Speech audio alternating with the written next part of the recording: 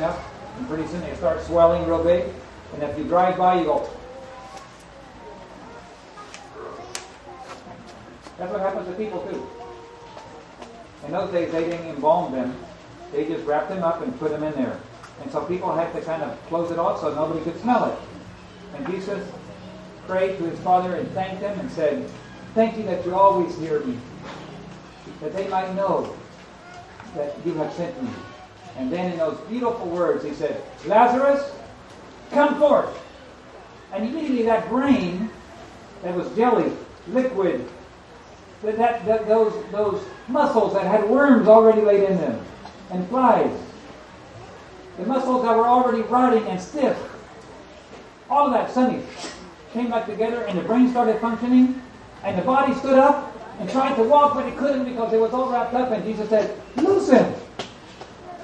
Now, if Mary and Martha would have known that Jesus was going to do that miracle, would they have cried? They would have said, "I'm sorry, dear brother. We're sorry to see you suffer, but don't worry. Jesus will be here in a few days, and then we'll have you back again." Correct? They would not have recriminated or complained because they know, well, Jesus will be here, and even though it's painful, we know Jesus is coming. Now, when my wife said, "David, I just read the Lazarus experience, and it looks like we're going to go through the same experience," it means we're not going to get the money right now to pay for Brazil and Chile. We're going to have to go through a very difficult experience, but not to worry. What's coming? The resurrection is coming. Well, this is what she told me, and I said, I'm willing to accept. Because sometimes God speaks to me directly through His Word. Other times to my wife. Other times other people come to me and say, I just wanted to reveal something that God has shared with me, and it helped me to understand. God works in different ways. He doesn't always work exactly the same way. And He works through His brothers and sisters and pastors and loved ones. Sometimes He even speaks through a donkey.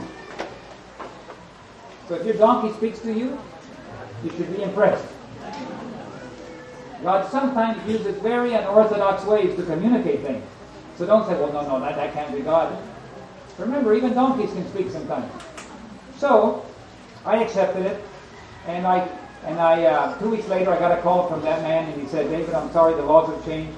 Of the 100 companies that got the money, only about 20 got the money. The rest of the 80 will have to wait. And I did not get the money, so I don't have any money for you." I said, "Oh, don't worry. I already knew that." "You did?" "Yes, God revealed to us that we would not be getting it."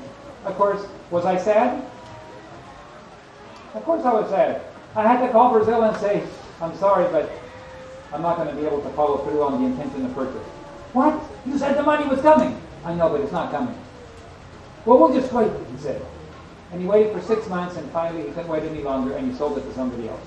Well, I was sad. Why? Because I really wanted 18 stations in Brazil. I would have enjoyed the privilege of reaching into 18 cities of Brazil, especially the biggest one, Sao Paulo.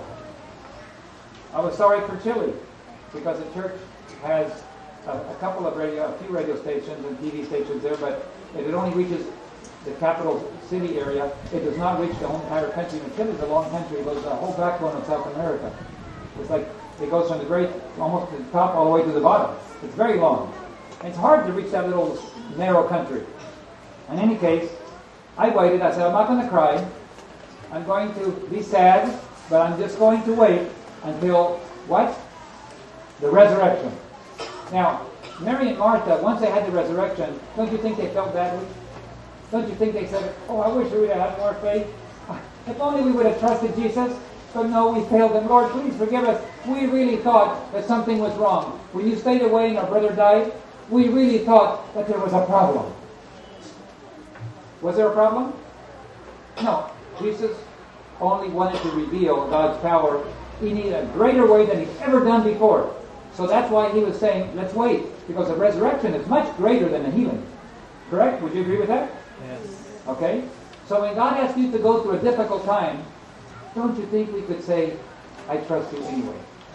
Don't you think we should just learn from Mary and Martha and say, Lord, I know it's difficult, I don't understand what is happening, but I trust you anyway. You know, if you have a car, every bumper sticker on the car should say, trust God anyway. When people are driving, you should say, trust God anyway. When people are saying, I know, but I heard, look at that bumper sticker, trust God, and they'll be encouraged. So we should develop a whole series of bumper stickers that say trust God anyway, and put maybe a web page so people can go there and find out how to trust God more. Anyway, so 1 year went by, 2005, 2006. Gospel Ministries International, our organization in the U.S., had a pretty stable income that was growing. It began to drop. It went down to about 60% of the year before. Oh, that was hard. I mean, we were growing worldwide. We had more airplanes, more schools, more television stations, but yet the donations were going down. And we were saying, Lord, this death experience of Lazarus is not very much fun. Or it's not supposed to be. Death is an enemy. But we still saw that we're continuing to grow, but with our fingernails we said, Lord, give us a minimum of money to survive. And it seemed like there was always less than minimum. And yet somehow the program kept surviving and growing. I have no explanation to this day how we survived those years. 2005, 2006, 2007. And then about a year ago, late 2007, a friend of mine called me and said, David, the resurrection, I believe, is going to be in 2008. Really? Why do you believe that? Because a day for a year. 4 parts of days in the grave, 4 parts of years in the grave. 2005, 2006, 2007, 2008, David, will be the resurrection. Well, that was exciting to me. I said, well, that's good. I'm glad you feel convicted of that. I don't have any conviction either way, but I certainly like the information. I went home and told my wife. I said, Becky, do you know that our friend called and he thinks and he believes that 2008 will be the resurrection? I've never heard of this. He said, what do you think? She said, I forgot to tell you. I was kind of afraid to tell you, but I also have the exact same conviction. Well, now this was getting more interesting. My wife was the first one that God revealed the fact that we would go through this experience, and now she feels convicted that 2008. Well, January went by. February, our donations started picking up and doing better. I wouldn't call it a resurrection, but it certainly was better than the year before. And then it kept on going up and up, and for a while it really did very well, and we were able to pay a lot of bills that we were behind on, and we went from 11 airplanes to 20 airplanes.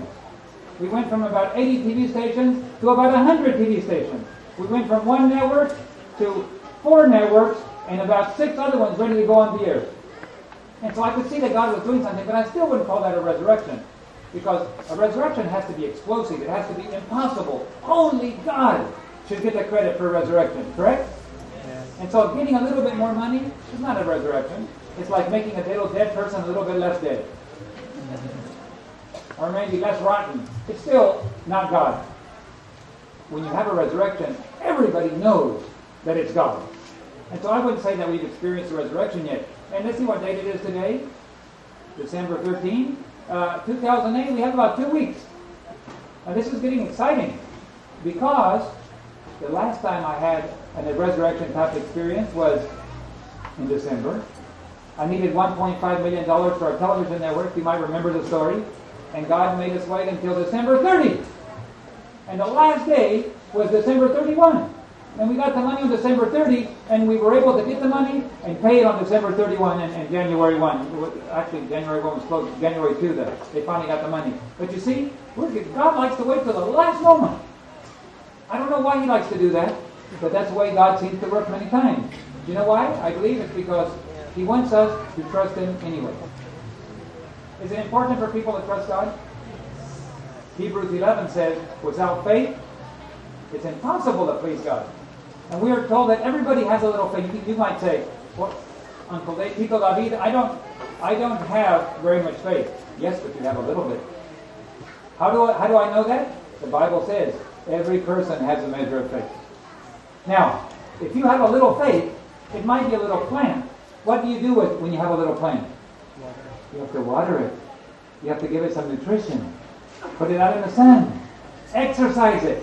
And pretty soon that little plant gets bigger and bigger. And then pretty soon it's strong enough to put your whole weight on. And when it's time to jump, you can hang on to it with all your life. Because your experience with God is so strong that you know you can trust Him anyway, no matter what happens. But it's important to exercise your little plant, right? You have to exercise it. Well, we're coming up to the resurrection. I was in Brazil about a month ago.